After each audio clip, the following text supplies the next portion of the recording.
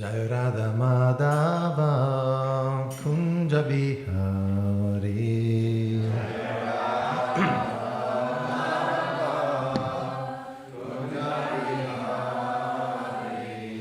Jai Radha Madhava Kunja Vihari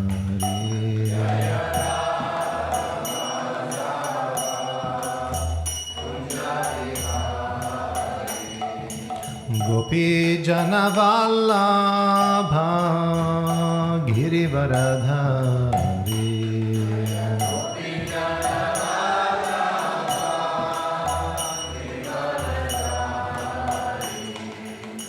Gopi Jana Vallabha Girivaradhari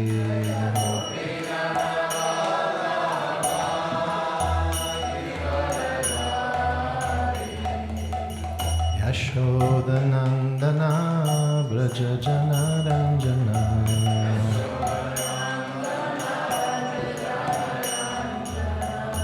Yashodanandana Braja Jana Ranjana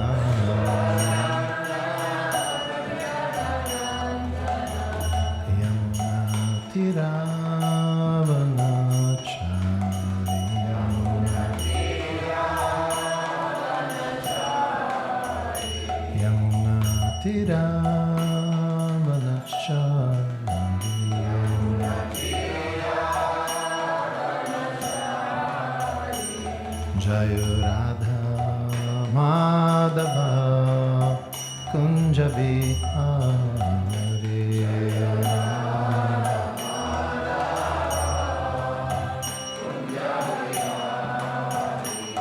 Jai Radha Madhava Kunja Vihari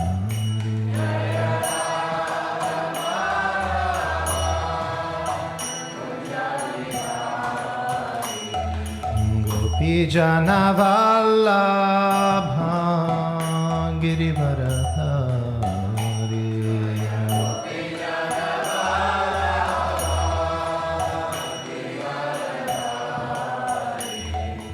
Gopi Jana Vallabha Girivaradhari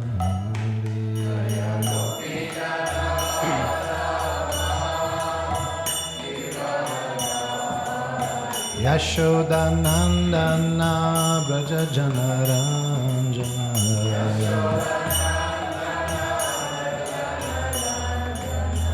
Yashodanandana Braja Jana Ranjana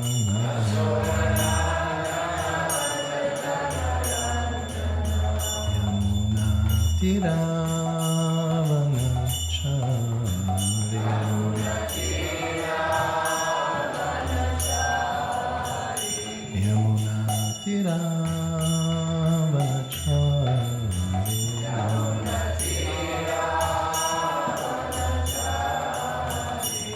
Hare Krishna, Hare Krishna, Krishna Krishna, Hare Hare, Hare Rama, Hare Rama, Rama Rama, Hare Hare, Hare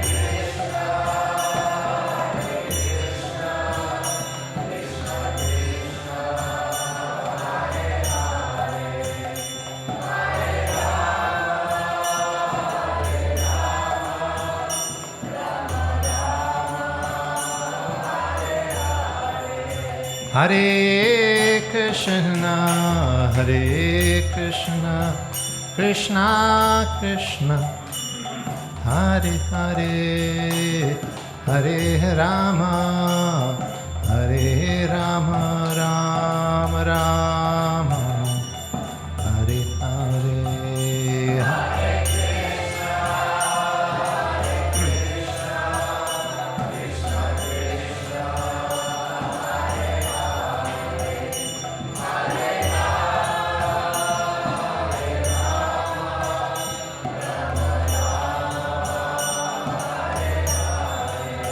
Hare Krishna, Hare Krishna, Krishna Krishna, Hare Hare, Hare Rama, Hare Rama, Rama Rama, Hare Hare, Hare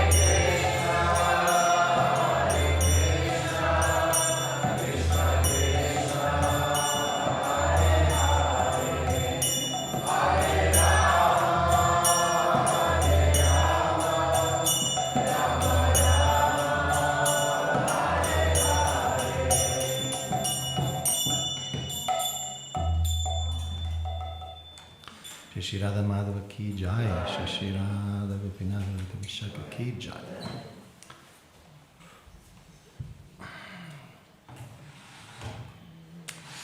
Srimad Bhagavatam, first canto, chapter 7, text number 6.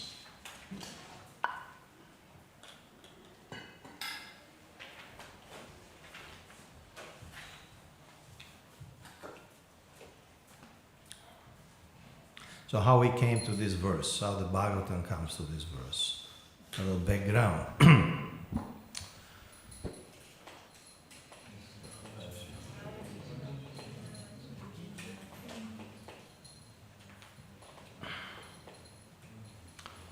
Chapter 4 describes Vyasa's dissatisfaction, although he had compiled the ocean of Vedic literatures.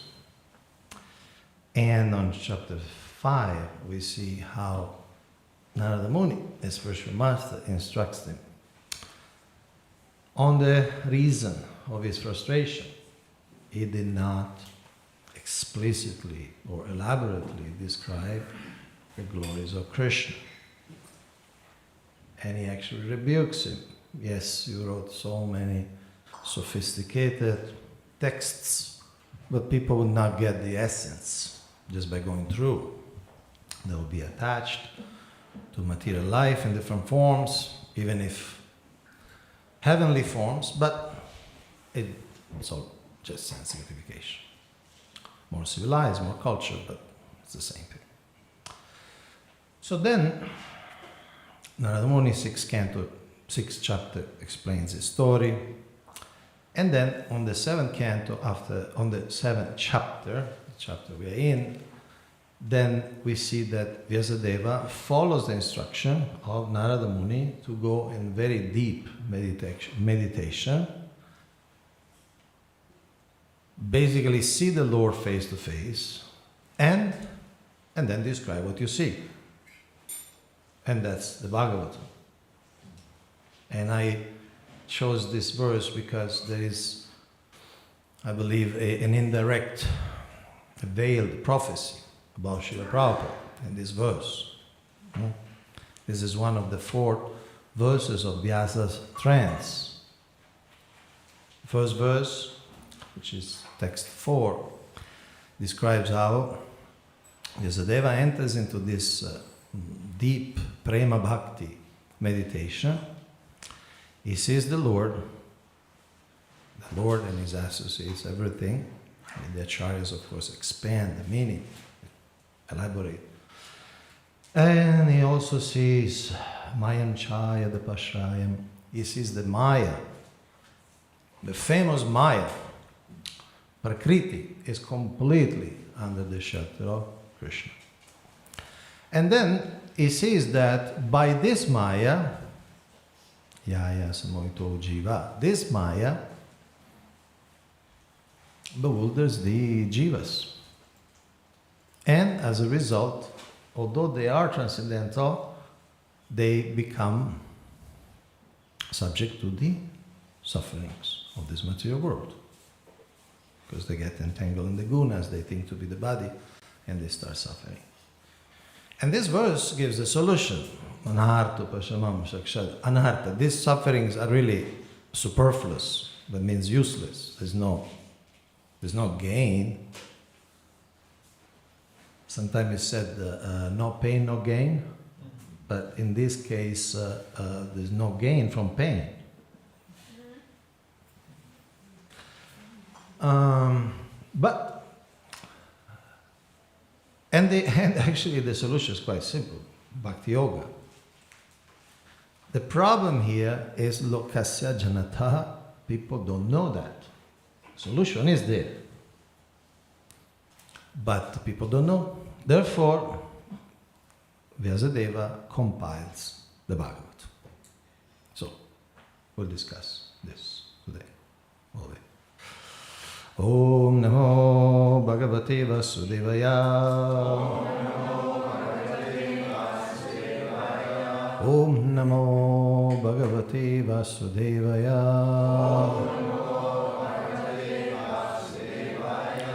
Om Namo Bhagavate Vasudevaya.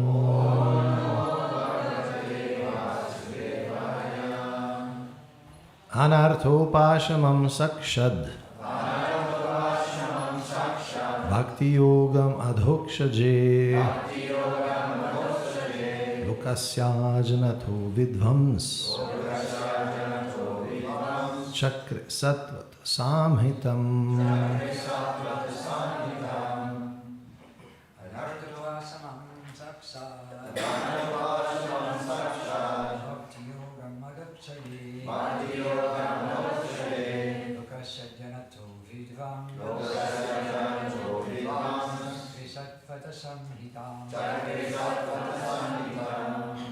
Anarthopasamam sakshat Bhakti Yogam Adhoksaje Lokasya Janato Vidvam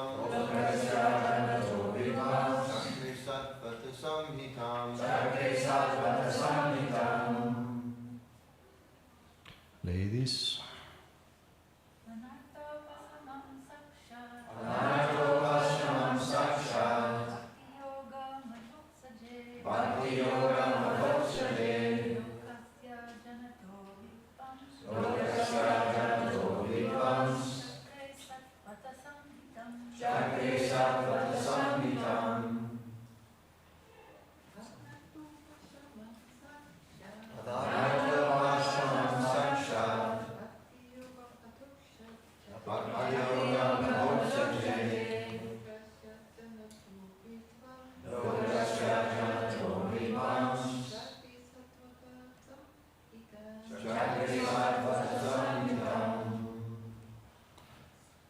Translation word by word. Anartha. Things which are superfluous. Upashamam. Mitigation. Sakshat. Directly. Bhakti Yogam. The linking process of devotional service. Adhokshaje. Unto the transcendence. Lokasya. Of the general mass of man. Ajanataha. Those who are unaware of. Vidvan. The supremely learned. Chakri. Compiled. Sattvata. In relation with the supreme truth. Samhitam. Vedic literature. Translation. This is Sutta Goswami explaining this to sages on Amesharanya led by Shaunaka Rishi. The material miseries of the living entity, which are superfluous to him, can be directly mitigated by the linking process of devotional service. But the mass of people do not know this. And therefore the learned Vyasadeva compiled this Vedic literature, which is in relation to the supreme truth. Purport by Srila Prabhupada. Srila Vyasadeva saw the all perfect personality of Godhead. This statement suggests that the complete unit of the personality of Godhead includes his parts and parcels also. He saw, therefore, his different energies, namely the internal energy, the marginal energy, and the external energy. he also saw his different plenary portions and parts of the plenary portions, namely his different incarnations also, and he specifically observed the unwanted miseries of the conditioned souls who are bewildered by the external energy. And at last he saw the remedial measure for the conditioned souls, namely the process of devotional service.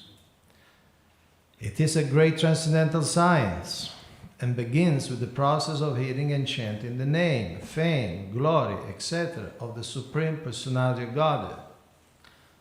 Revival of the dormant affection or love of Godhead does not depend on the mechanical system of hearing and chanting, but it solely and wholly depends on the causeless mercy of the Lord. When the Lord is fully satisfied with the sincere efforts of the devotee, he may endow him with his loving transcendental service.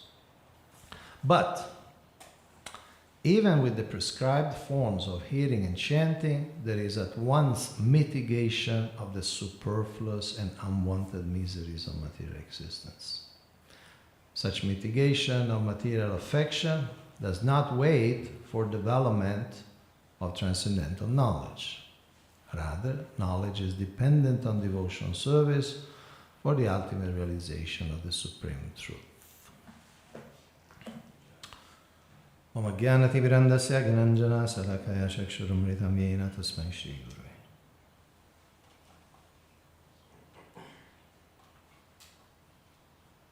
Om Vishabhadaya Krishna Vastai Budale Srimati Bhakti Vedanta Swami Niti Namini Namaste Saraswati Devi Gauravani Pacharine Nirvishesha Shunyavadi Paschatya Desha Tarine Vanchakalpa Tarubhescha Kripa Sindhuvevacha Patitanam Bhavanebhyo Vaishnavebhyo Namo Namaha.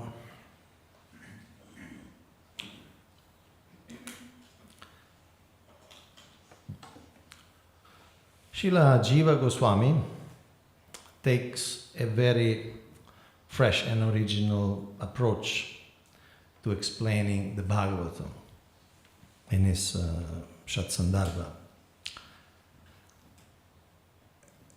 Many people, they have a philosophy, they have a conception of the Absolute, and then they pick and choose certain verses, certain passages, which they believe support their ideas.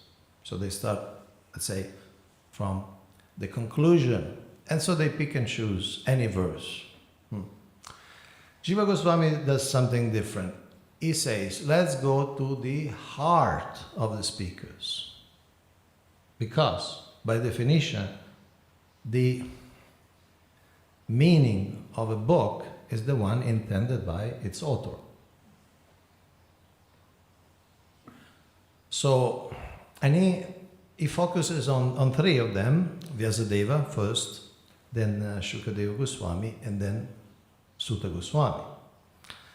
And he scans the Bhagavatam, explores the Bhagavatam, where is the heart of Vyasa? And he concludes that the heart of Vyasa is here, in these 4 verses. Canto 1, chapter 7, text 4, 5, 6, and 7. That's known as the Vyasa's trance or Vyasa's samadhi. And it's crucial because, according to the instruction of his spiritual master, whatever Vyasa sees and whatever is described in these 4 verses is then expanded in the old Bhagavad. This is like the seed, this is the DNA, the philosophical, theological DNA. And Jiva Goswami makes, we could say, the best out of these 4 verses. In other words, he really extracts so many points. He practically destroys the Mayavada ideas just by referring to these 4 verses. Some of you are familiar with this Tattva Sandarbhas. The Shat Sandarbha means the 6 Sandarbhas. And there's a division. The first one is, the first 4 are about Sambandha Jnana. What's the nature of reality? What's the relation of these elements of reality with each other? So 4 books on Sambandha Jnana. then one book on Abhidheya Tattva, and then one book on Prayojana Tattva. So you have Bhakti Sandarbha and finally Priti Sandarbha. So he starts with Tattva Sandarbha as the first book, and just like in every Indian philosophy, you start with Pramana. You start with epistemology. What are your sources of information? All Indian philosophy starts with that. And because you have to demonstrate, why should I take seriously what you say? How do you know what you know? What are your sources? And Srila Jiva Goswami concludes that part, the Pramana part of the Tattva Sandarbha, by saying that the highest Pramana, the highest source of knowledge, pause for effect, the highest source of knowledge is the Srimad Bhagavatam. He analyzes, he goes to the four Vedas, he goes to the Upanishad, he goes through all the Puranas, he goes through Mahabharata, and then he concludes, no, the Bhagavatam is the highest, and the Bhagavatam is perfect. So the Tattva Sandarbha is divided in two. One is the Pramana, and the second is Prameya.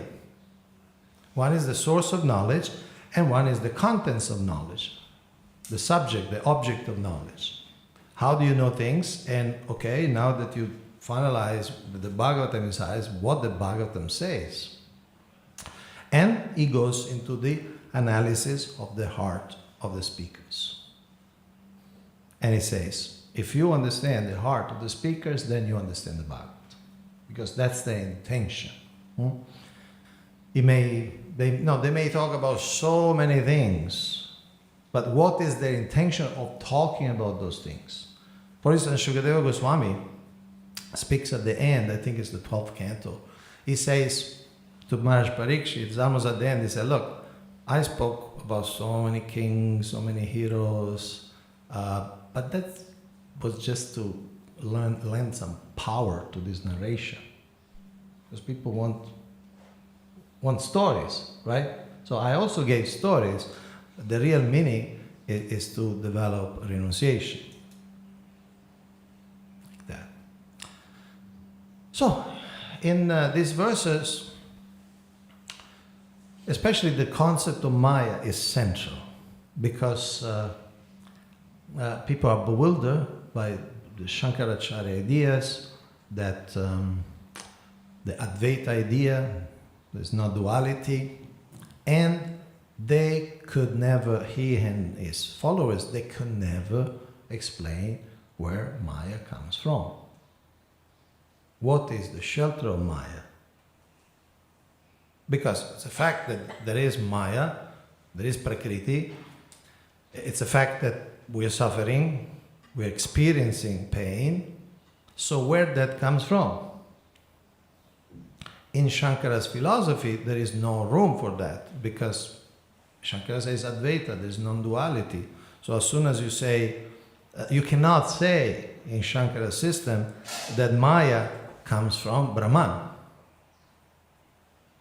Because if Maya comes from Brahman, means Brahmana's energies, and the whole philosophy of Advaita is finished. It just exploded, evaporated. So where does this Maya come from? Cannot be the source, the ashraya of Maya cannot be Brahman. Because otherwise you insert a dualism and the philosophy of Shankara is finished. The ashraya of Maya cannot be the jiva, because according to Shankara, the jiva is the product of Maya.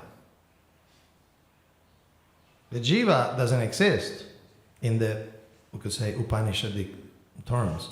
The jiva is the product of Brahman start thinking that these different jivas due to Maya. So the jiva cannot be the shelter of Maya because it's the product of Maya. So basically, at the end, they had to take shelter in a kind of dishonest rhetorical trick. They say, It's anirvachaniyam. Anirvachaniyam means it's something that you cannot even talk about. Vacham, right? Uvacha, huh? Anirvachaniyam. You cannot even talk about this, which is different than achintya. Achintya means inconceivable, and there are so many inconceivable things, but you can talk about them. Like Krishna. Mother Yashoda tries to bind Krishna, and the rope is never enough. And he adds rope, she adds rope, the rope is never enough. She adds rope, the rope is never enough. It's inconceivable because it goes beyond the measurement that we are familiar with. In our experience, if you have a rope, say you need, say 2 meters of rope, you have 1.5 meters, then you put another meter, then you have those 2 meters. But with Yashoda, it didn't work. So it's achintya, but we can discuss. In fact, we discuss for thousands of years. And the whole month of Damodar, we only talk about that. We are kind of obsessed. So we are talking, but it still is achintya. But Shankara says, no, it's anirvachaniya. The power of words, you can't even touch it. And that's not fair. That's not fair, because philosophy has to explain the source of things, where things come from, how they work. If you say, no, you cannot talk about it.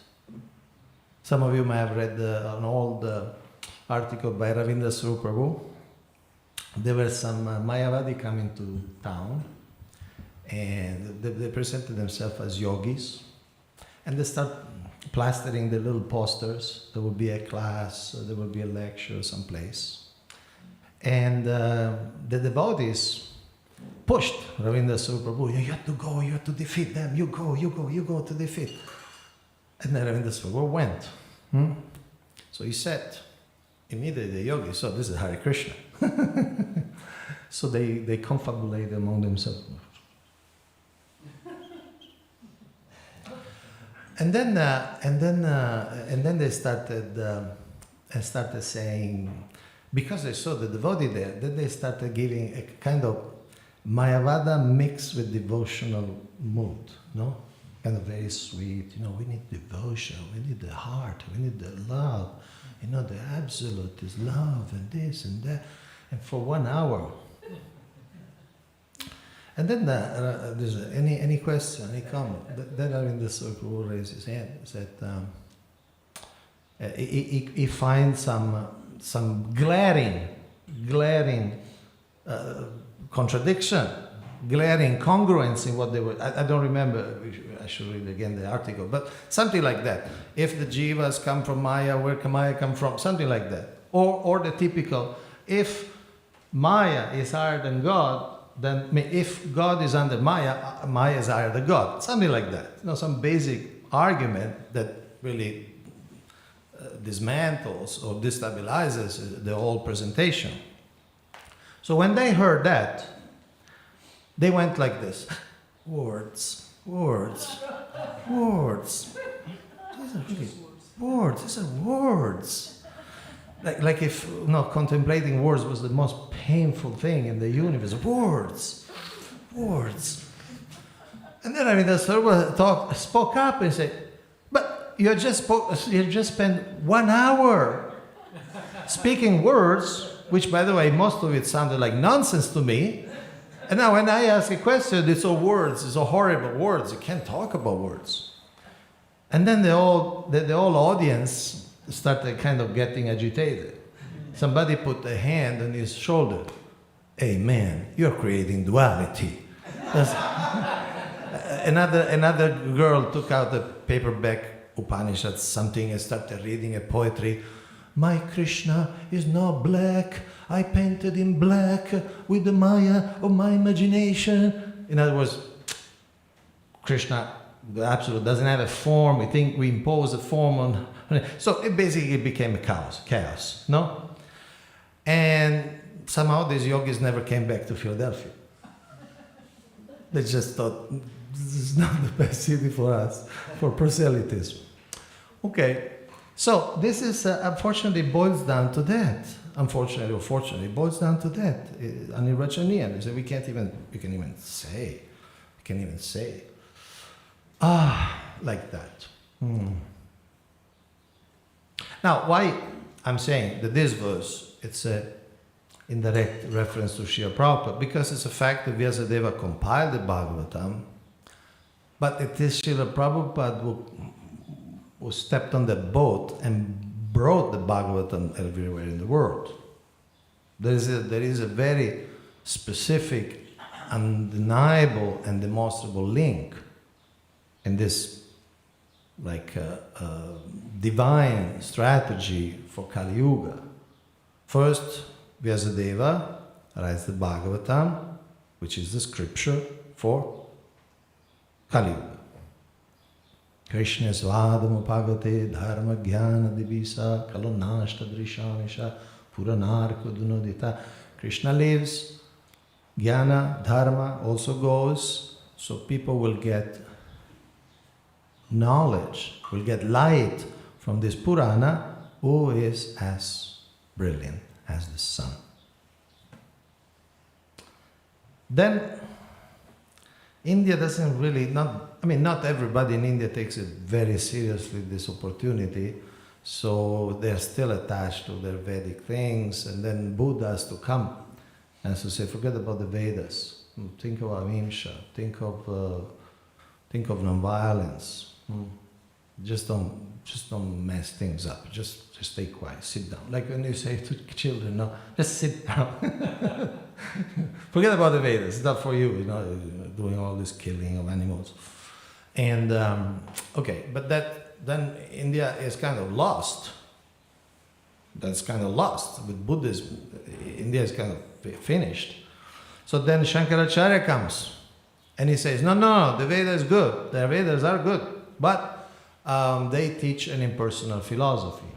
So he kicks out Buddhism, but he puts this, which is, according to the scriptures, is Praksannam Bauddham Uchate. It's cover Buddhism. And in fact, there are scholars, for instance, a Japanese scholar who wrote the whole book explaining that Shankara philosophy is only Buddhism. It's just Buddhism. The only thing, the difference is that they believe in the Vedas, and the Buddhists don't believe in the Vedas. Otherwise, the message is the same.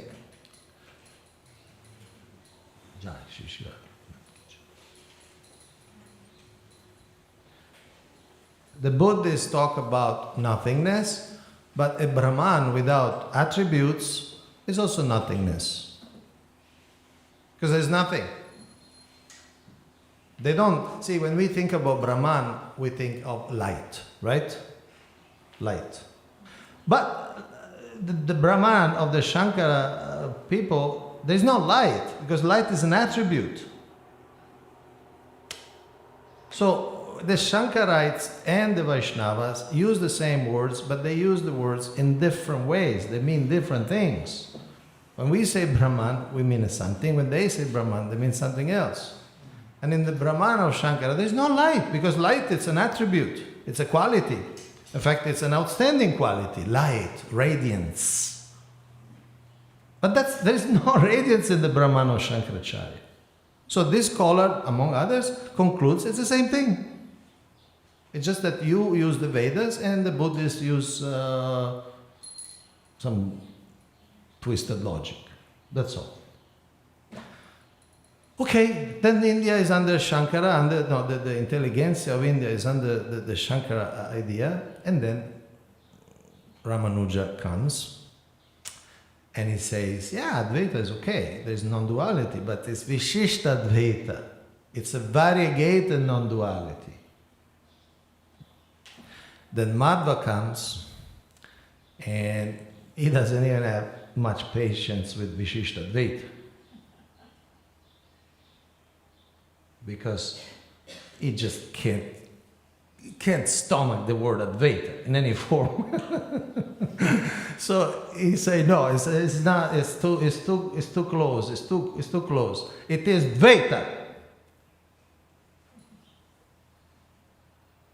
There is Swatantra and Paratantra.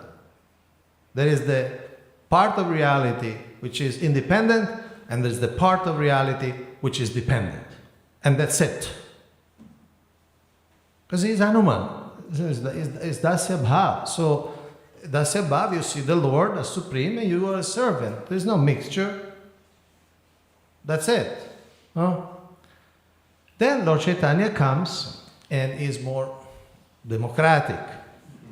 Because he is the Lord, so he can say, yeah, you know,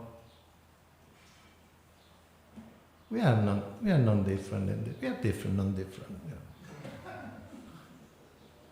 He doesn't have that ego. Yeah, we are always part and parcel. So for him to say, yeah, Achintya, Beda, Beda, Tattva, but a Beda too, you know. That. Then the acharyas, Jiva Goswami, Rupa Goswami, Sanatana Goswami, the Acharya Vishwanath Chakravarti Thakur explain the Bhagavad, etc. And then finally Srila Prabhupada brings the book that you see on the altar. He brought that book. Once in the, it was early 90s, I happened to be distributing books. I happened to be distributing the first canto in Italian, in Sicily.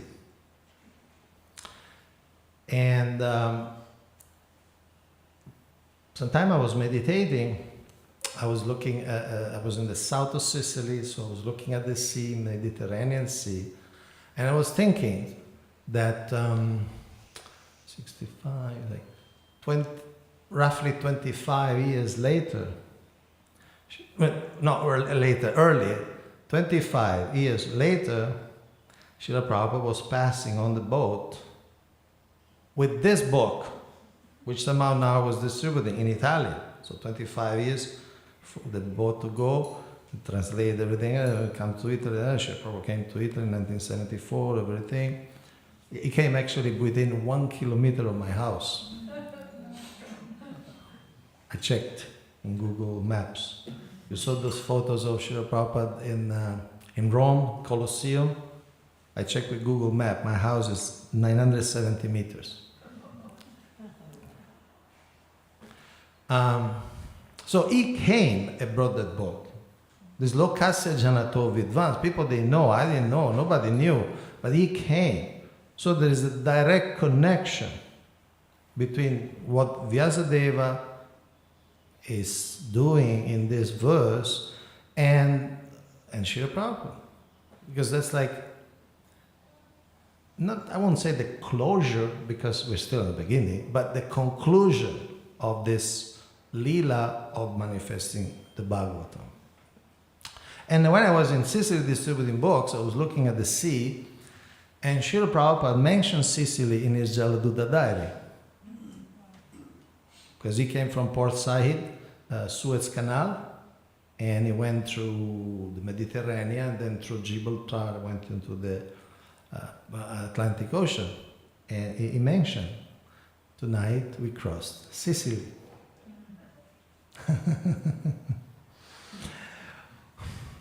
Okay, so these are some considerations on this verse. Any questions or comments? Do you have a mic or?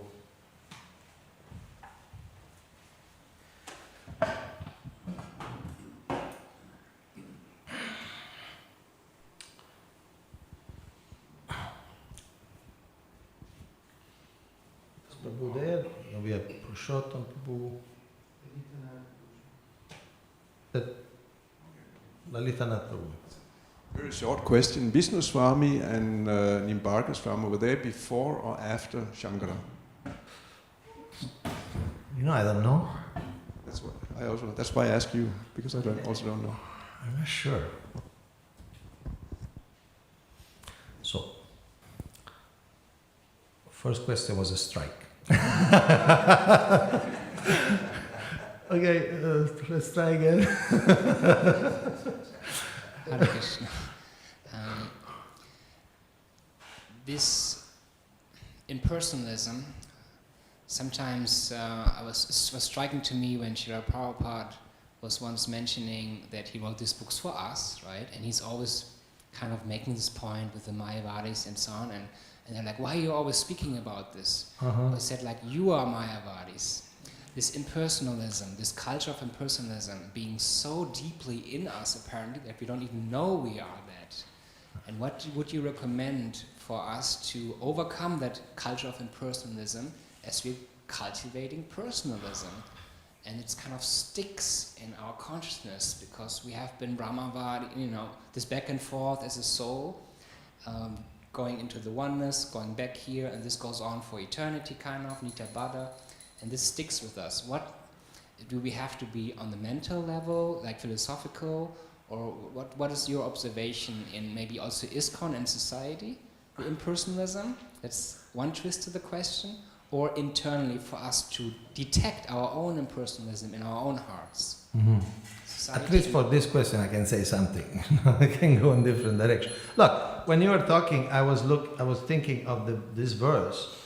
Srila Prabhupada writes, revival of the dormant affection or love of Godhead, and personalism shift into love to a person, does not depend on the mechanical system of hearing and chanting. But then he says, but even with the prescribed forms of hearing and chanting, there is at once mitigation of the superfluous and unwanted miseries of material existence. In other words, one may still be affected by all sorts of anarthas, and impersonalism is a big one, is the sin of separateness. And the sin of seeing God or not seeing God as a person. So basically denying personhood, denying personality, denying relations, denying the affective aspect of the person, which is the central, the crucial, the indispensable aspect of the person. So we are denying God. Once, a little footnote, once I was distributing books again in Italy, in the south of Italy, Matera. Some people don't know Matera. No? Okay. It was the European capital of culture 2-3 years ago. Just few years ago. It was also featured in one of James Bond movies. Same thing. So basically, yes, synonymous. Anyway, Matera. I was distributing the book in Matera. And see, one of our main, most juicy targets were the priests. Because the priests bought a lot of books. And you can ask Rohini Nandan, I see his smile. I see his predator smile. Anyway, so because the time quite often they would buy the old sets, right? So anyway, so I went to this church and the mass was going on. And they were singing a song. And I was fairly shocked.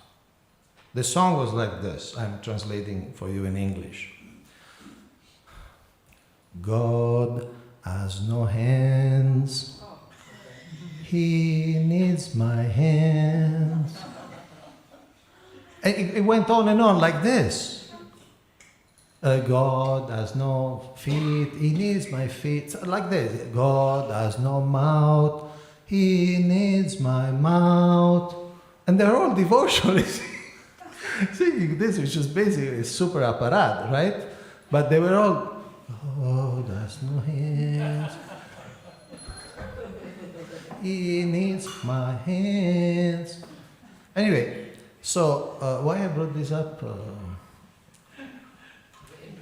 Oh yeah, yeah. So these are devotees, and these are they come from the Bible. No, there is God in the Bible, and obviously Jesus speaks about God many times.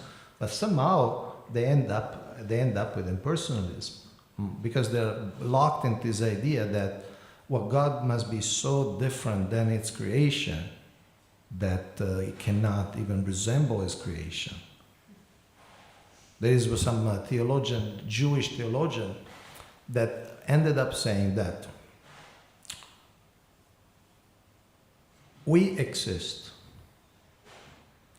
So existence is one of our attributes. But God is so different than us, so transcendent, and because existence is one of our attributes, we cannot really say that God exists. Because it will be a comparison, right? We exist, we cannot say God exists. So it's a mess, as you could see. And these are religionists. These are theistic traditions. I'm not talking the Buddhist, okay? These are theistic traditions, Judeo-Christian offshoots, you could say, like that. So I would say, in one word, practice. Come to Mongol Arti, see God as a person, see the devotees that see God as a person, praying, you talk with God as a person, and slowly you will realize and take risks for God, and God will show that He is there for you. So it's a process. It's a process of lifting this blindness.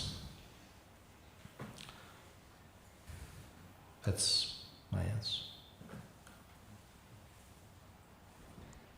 On this, I got to first base, right? At least, right? Once I visited the Gaudiya Math temple in Berlin from a Prabhupada disciple who created an offshoot, so to speak. And so they have his books all over the place. Facebook?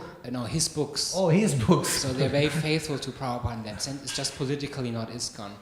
So during the prasadam, I overheard devotees saying that Krishna has no gender.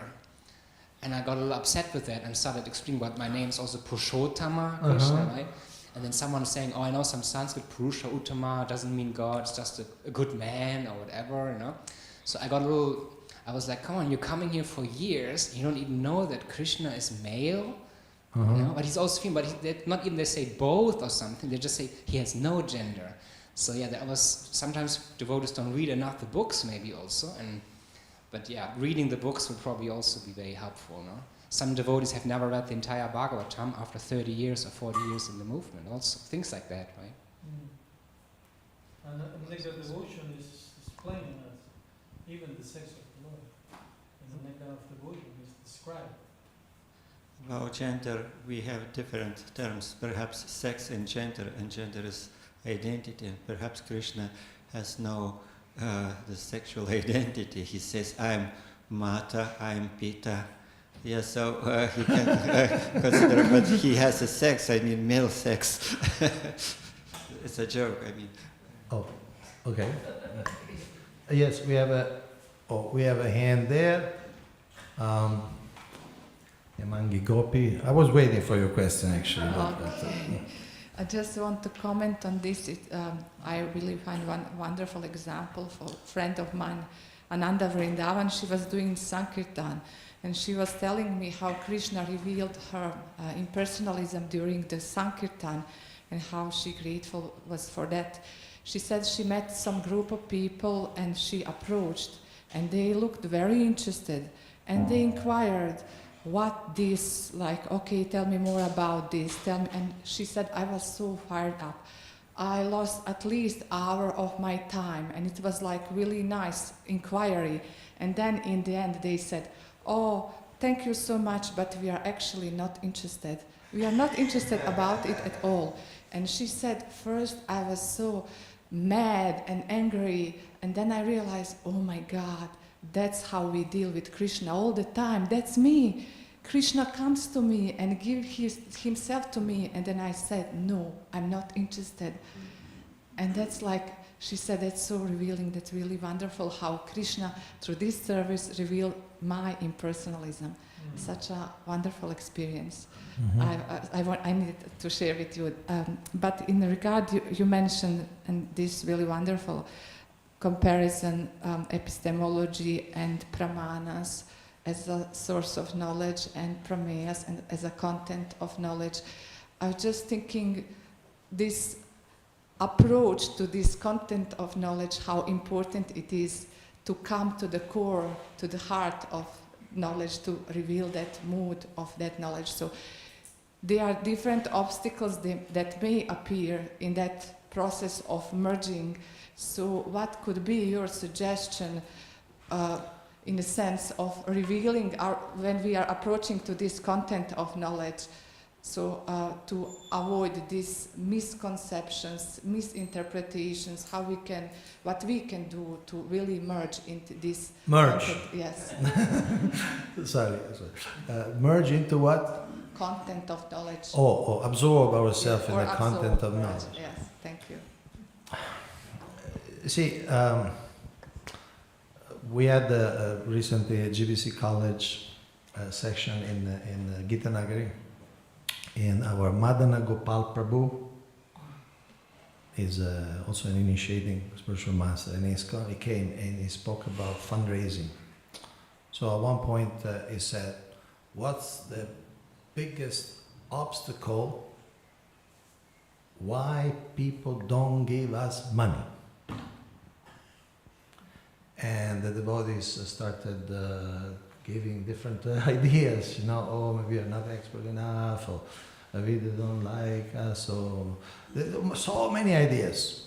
And then he kept saying, no, it's actually more fundamental, it's more fundamental, it's more fundamental. At the end he revealed, people don't give us money because we don't approach them. We don't go, we don't knock on their door, we don't ask, and obviously they're not going to chase after us to give us money. It may happen, but obviously cannot be the basis of our fundraising. So, in one sense, Srila Prabhupada books and the Bhagavatam is Purana Arco d'Unodita, is as brilliant as the sun. Because Krishna is so evident. Krishna, the gopis, the Braja, the love of Braj, and all the love of all the devotees for all the avatars is so, it jumps out of the pages. So my answer would be similar. It's like how to understand about well, open it. Open it and I don't know, you do it, but I'm just addressing your question. So open it and read and spend some time.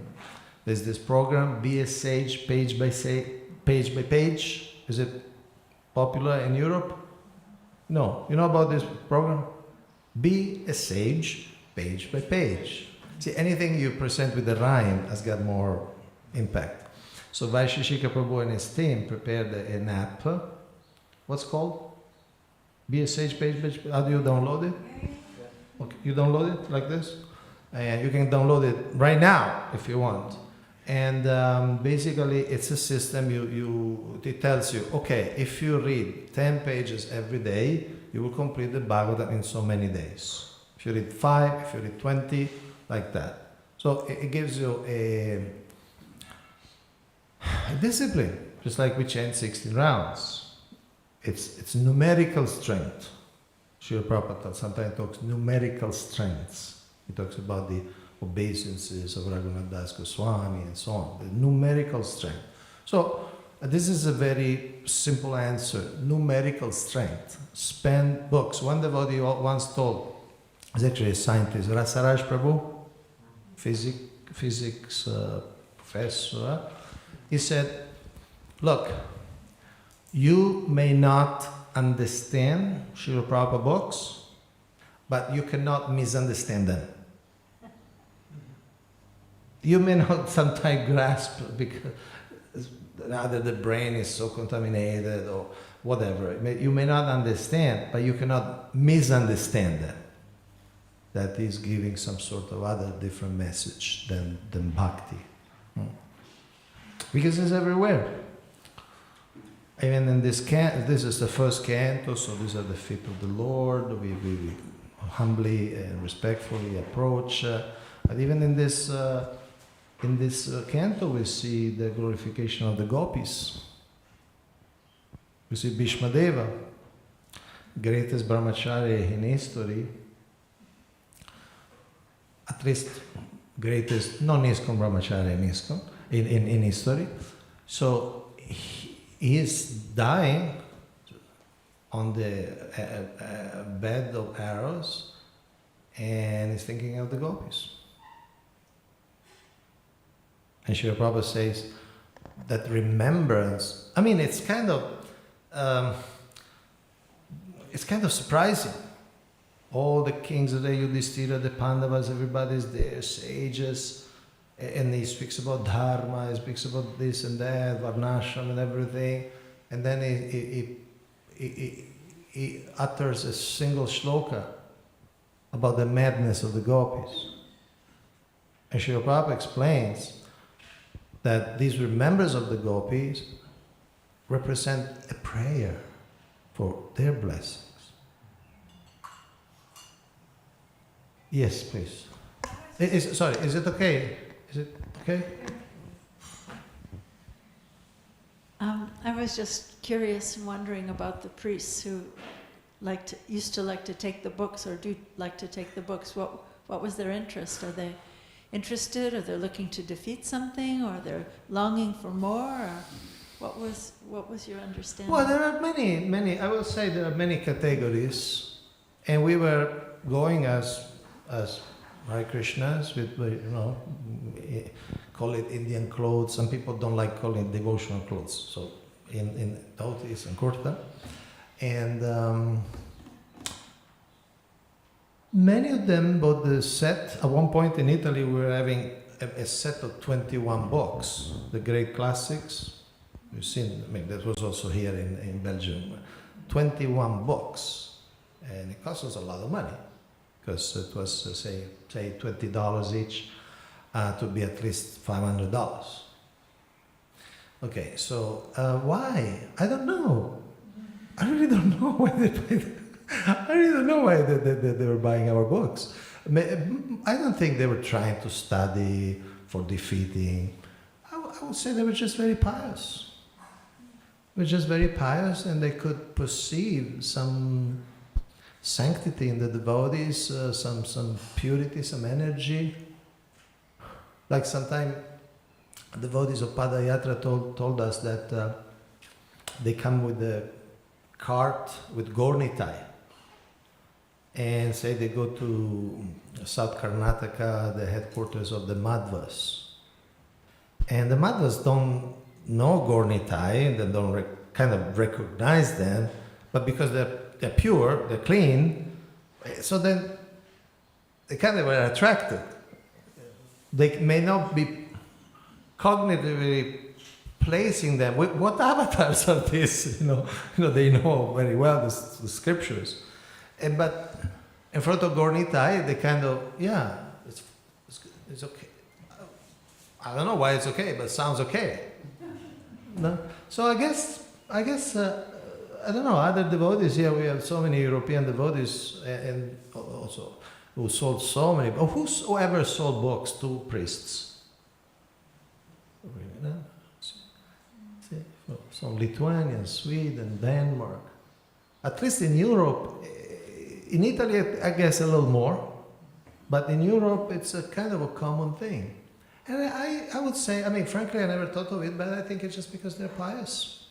They did devotional service, and they're pious, and we say, no, we help, we have our farms, and we do different, what would you call, humanitarian activities, and they help.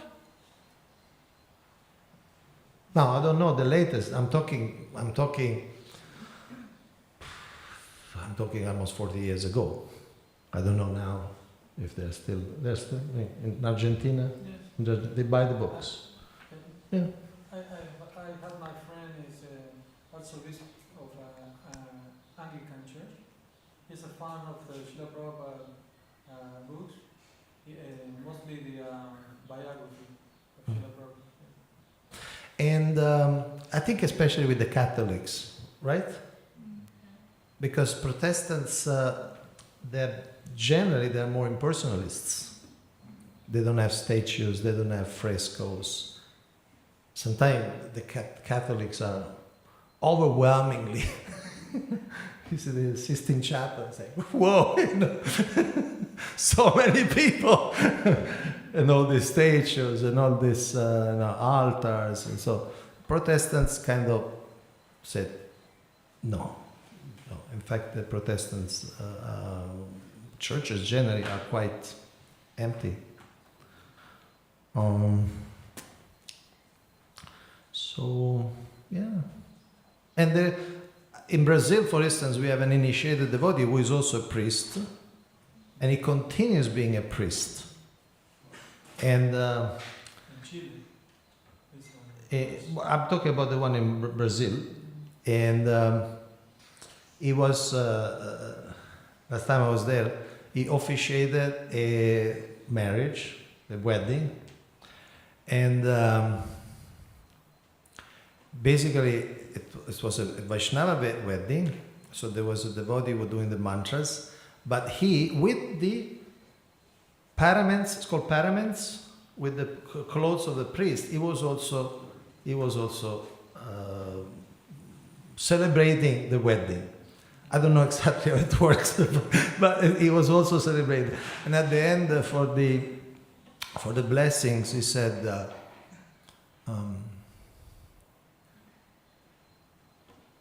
and I bless you in the name of Pitta, Putra, and Paramatma.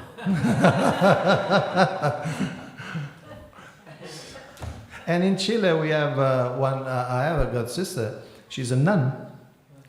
And she remains a nun. She remains living as a nun in the convent, but she's an initiated ISKCON devotee. She's still alive? Yes. She's very old. Yes. 90s or something. Yes. Huh? Yeah. God's sister. Huh? Yes, it's the disciple of Jap. Yeah, disciple of Japa Maharaj. I heard sister. I didn't hear No. I don't have sisters in Chile. Yes? Do we have time? I think 5 minutes. Okay. I had a question about the mechanical system. Because here it says, revival of the dormant affection of love of Godhead doesn't depend on the mechanical system of hearing and chanting. Yeah. But it solely and wholly depends on the causeless mercy of the Lord. Yes. See, we cannot really capture Krishna, or we cannot reach prema, the stage of prema, without the mercy of the Lord. Because, see, prema, Shri Krishna Akarshini Chayat, is Krishna Akarshini. Prema controls Krishna. It is said, in the spiritual world, the supreme or the highest power is not Krishna, it's prema. So prema controls Krishna, so Krishna does not really allow access to prema unless he really wants it. And really, somebody intercedes, Srimati Radharani intercedes. No, I mean, give prema to this guy, come on. Unless, I'm paraphrasing, but so it's not attainable by mechanical practice. But, Srila Prabhupada explained later, but the mechanical practice means the sadhana bhakti, Vaidhi bhakti, it mitigates the pain. This is what is explained at the beginning of Nectar Devotion, where Srila Prabhupada writes that sentence that sadhana bhakti has 2 qualities, bhava bhakti has 4 qualities, and prema has 6 qualities. You remember that passage? Yes.